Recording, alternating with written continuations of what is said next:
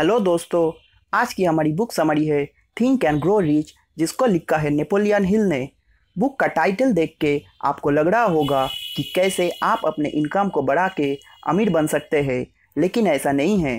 Book में author ऐसे कुछ फिलोसॉफी बताते हैं जिसे हम यूज़ करके हमें लाइफ में सक्सेस मिल सकता है। थिंक एंड ग्रो रिच एक all time best selling book में से है। ऑथर हमें कहता है कि कोई भी चीज़ को पाने के लिए हमें एक स्ट्रॉन्ग डिज़ायर रखना चाहिए। ऑथर हमें कहता है कि हमें अपना सोच का तरीका बदलना चाहिए। जैसे हम सोचते हैं कैसे हमें एक अच्छा जॉब मिल सकता है, ये सोचने की जगह हमें ये सोचना चाहिए हम ऐसे क्या दे सकते हैं हमारे जॉब में। हम हमेशा सोचते हैं कि हम कैसे ज़्यादा पैसा अर्न कर सकते हैं, ये सोचने की जगह हमें ये सोचना चाहिए हम कैसे अपने डिज़ायर, एनर्जी और फोकस को यूज़ करके काम कर सकते हैं। ये बुक में ऑथर हमें ऐसे 13 प्रिंसिपल सिखाते हैं जिसे यूज़ करके हम सक्सेसफुल बन सकते हैं। Number 1, desire. कोई भी चीज़ को अचीव करने के लिए एक स्ट्रॉन्ग डिज़ायर का होना ज़रूरी है। स्ट्रॉन्ग डिज़ायर का 2 पार्ट्स होते हैं। नंबर 1, पुल मोटिवेशन, जिसमें गोल का रिजल्ट इतना फेवरेबल है कि वो आपको उसके तरफ खींचे। नंबर 2, पुश मोटिवेशन, जिसमें आपको एक्शंस लेने के लिए पुश किया जाता है, क्योंकि आपका मन में एक्शंस ना लेने से जो नेगेटिव कॉन्सिक्वेंसेस है उसका डर है। एक स्ट्रॉन्ग डिज़ायर की 5 की एरियाज होते हैं। Number 1, career. जब भी हम अपने करियर के बारे में सोचते हैं तो हम टाइटल, सैलरी, बेनिफिट्स एक्सेट्रा यही सब सोचते हैं। Number 2, leading. हमें लाइफ में कोई भी फील्ड में लीड करने के लिए एक लीडर से सीखना होगा जो ऑलरेडी उस फील्ड में सक्सेसफुल है। Number 3, money. हमें सबसे पहले ये तय करना होगा जो पैसा हम लोग पाना चाहते हैं उसके लिए हम लोग क्या कर सकते हैं। हम कितना पैसा कमाने चाहते हैं और कितना टाइम में, ये हमें डिसाइड करना पड़ेगा और प्लानिंग के साथ हमारे डिज़ायर को स्टार्ट करना होगा। Number 4, failure. हम लाइफ में जब भी फेल करते हैं उससे हमें सीखना चाहिए और आगे जाके हमें वो रिपीट नहीं करना है। फेलियर को हमें लाइफ में आगे बढ़ने के लिए एक लेसन की तरह लेना चाहिए। Number 5, other peoples desires. हम कोई भी कंपनी में काम करके वो कंपनी का गोल को अचीव करवाने में मदद करते हैं, लेकिन अगर ये काम हमारे खुद का गोल से भी मिलता जुलता है तो हम खुद को भी हेल्प करते हैं अपने गोल को पाने के लिए। Number 2, faith. हमें सक्सेस के लिए सबसे पहले अपने ऊपर विश्वास रखना ज़रूरी है। ऑथर हमें कहता है कि हमें अपने सबकॉन्शियस माइंड में रोज़ ये बोलना चाहिए कि हम सक्सेसफुल होंगे, और यही चीज़ हम विजुअलाइज करके हमारे डिज़ायर को अचीव कर सकते हैं। Number 3, auto suggestions. हम हमारे सबकॉन्शियस माइंड से जो काम कंटिन्यूअसली कर रहे हैं हमारे गोल्स को अचीव करने के लिए, इससे हमारा सबकॉन्शियस माइंड में भी मैसेजेस कंटिन्यूअसली फीड होते हैं। ऑथर इसी फेनोमेना को ऑटो सजेशन कहता है। Number 4, specialised knowledge. हमें किसी भी फील्ड में सक्सेस पाने के लिए उसी फील्ड में नॉलेज होना ज़रूरी है, तभी हम अपने डिज़ायर को सक्सेस में कन्वर्ट कर पाएंगे।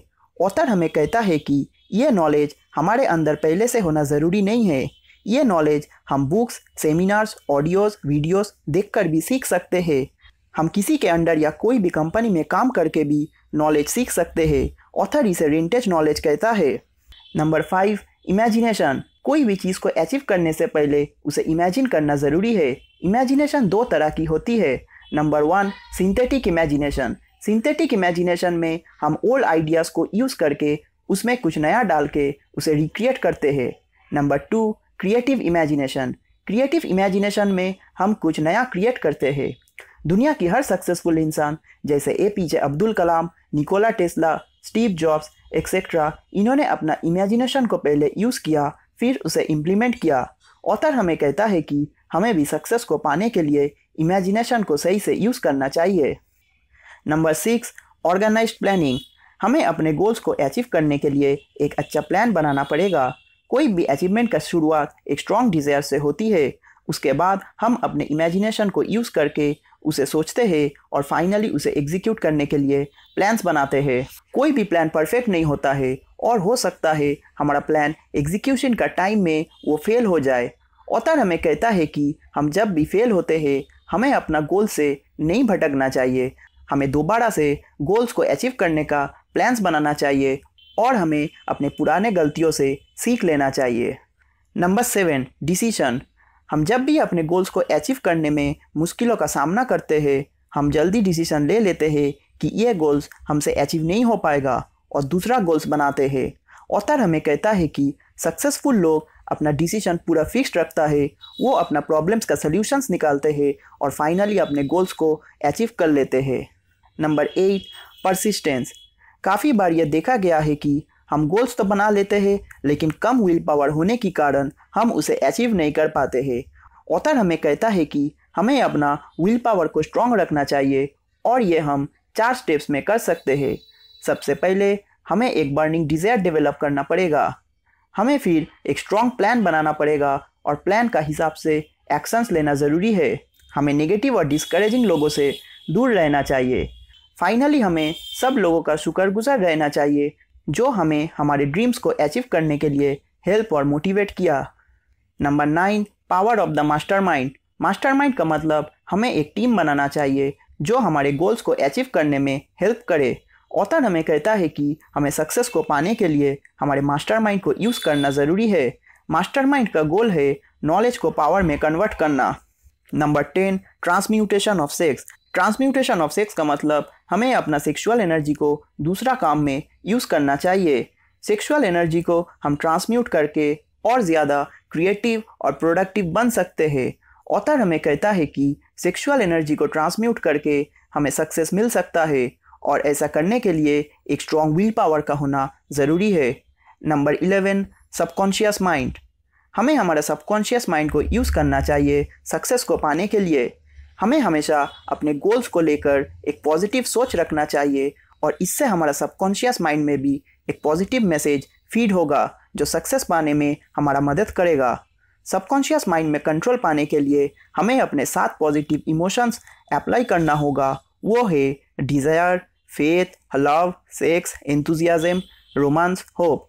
ऑथर हमें कहता है कि अगर एक भी नेगेटिव सोच हमारे दिमाग में आते हैं वो काफ़ी होता है हमारे सबकॉन्शियस माइंड का प्रोग्रेस को रोकने में, हमारे सक्सेस के रास्ते में।